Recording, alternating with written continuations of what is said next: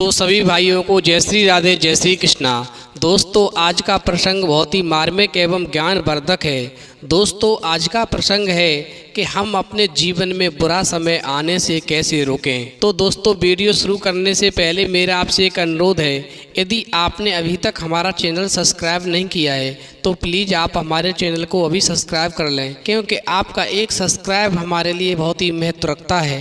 तो आज आइए दोस्तों प्रसंग की तरफ गौर करते हैं। देखिए दोस्तों, एक जंगल में एक घायल तोता पड़ा हुआ था और उसी रास्ते से एक अपने जीवन के दुखों से हारा हुआ व्यक्ति निकलता हुआ जा रहा था। दोस्तों जब उस व्यक्ति की निगाह उस घायल तोता पर पड़ती है तो वैसे ही वो तोते के पास जाता है और उस घायल तोते को अपने हाथों में उठा लेता है और उठाने के बाद में उस घायल तोते को एक वृक्ष की छाया में लिटा देता है और बड़े प्यार से उस तोते को पानी पिलाता है। दोस्तों जब उस घायल तोते को उस दुखी व्यक्ति ने पानी पिलाया तो तोता कहने लगा कि मेरा समय अब अंतिम है, मैं कुछ ही समय का मेहमान हूँ, लेकिन मैं इस दुनिया से जाते जाते आपको आज 5 ज्ञान की ऐसी बातें बता कर के जाऊँगा जो कि आपके जीवन में बहुत काम आएंगी और कभी भी आपके जीवन में कोई बुरा समय नहीं आएगा। दोस्तों वो तोता उस दुखी व्यक्ति से कहने लगा,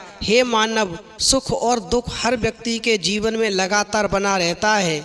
हर व्यक्ति के जीवन में सुख और दुख दोनों का ही बसेरा रहता है। वैसे तो कोई भी नहीं चाहता है कि उसके जीवन में कभी किसी प्रकार का दुख आए, लेकिन इसके बावजूद भी ऐसा नहीं हो पाता है। दोस्तों तोता कहने लगा, हे मानव, आज मैं ज्ञान की तुम्हें 5 वो बातें बताने के लिए जा रहा हूँ। यदि तुमने इन ज्ञान की बातों को अपने जीवन में उतार लिया तो तुम्हारे जीवन में कभी बुरा समय नहीं आएगा। दोस्तों तोता कहने लगा, हे मानव, पहली बात को ध्यान से सुनो।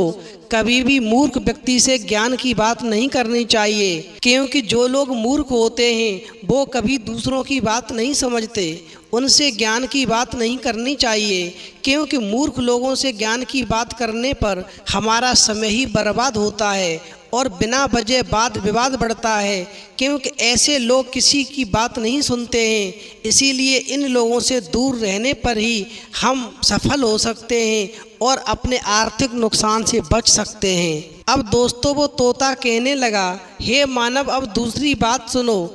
यदि तुम्हें अपने घर की गरीबी मिटानी है तो सबसे अच्छा उपाय होता है दान करने का। तुम्हें समय समय पर दान करते रहना चाहिए।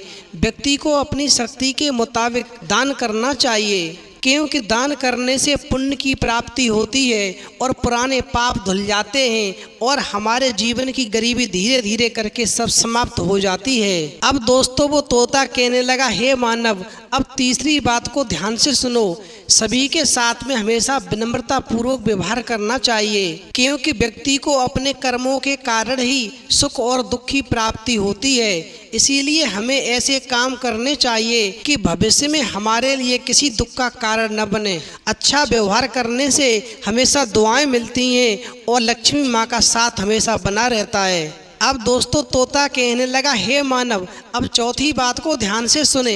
यदि आप इस दुख से बचना चाहते हैं तो खुद को ज्ञानी बनने से कभी न रोकें, क्योंकि ज्ञानी व्यक्ति को न सिर्फ अपने घर एवं परिवार में बल्कि बाहर भी सम्मान मिलता है और ऐसा व्यक्ति बहुत तेजी से तरक्की करता है। इसलिए हमेशा ध्यान रखो कि अपने को ज्ञानवान बनाओ। अब दोस्तों तोता कहने लगा, हे मानव, 5वीं बात को ध्यान से सुनो। ईश्वर की भक्ति से ही हमेशा शक्ति की प्राप्ति होती है। इसलिए ईश्वर की भक्ति हमारे जीवन में एक अलग महत्व रखती है। इससे हमें सफलता मिलती है और बुरे वक्त में साहस मिलता है। इसीलिए हमें हमेशा ईश्वर पर भरोसा और भक्ति दोनों करनी चाहिए।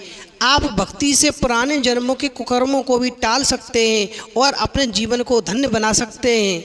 इस प्रकार दोस्तों वो तोता कहने लगा, हे मानव, यदि तुमने इन 5 बातों को अपने जीवन में उतार लिया तो तुम्हारे जीवन में कभी भी दुख नहीं होगा और हमेशा के लिए गरीबी विदा हो जाएगी और सदा लक्ष्मी माँ की तुम पर कृपा होगी। तो दोस्तों, हमें इस प्रसंग से ये शिक्षा मिलती है, यदि हमें अपने जीवन में दुखों को आने से रोकना है तो तोते की बताई हुई इन 5 बातों को यदि हम वास्तव में अपने जीवन में उतार लें तो हमारे जीवन में आने वाला वो हर बुरा समय टल जाएगा, जिसके आने से हमारा जीवन विकृत हो सकता है। तो दोस्तों, यदि आपको हमारी वीडियो पसंद आई हो तो आप हमारे चैनल को सब्सक्राइब करें, लाइक करें, शेयर करें, कमेंट करें, क्योंकि आपका एक सब्सक्राइब हमारे लिए बहुत ही महत्व रखता है।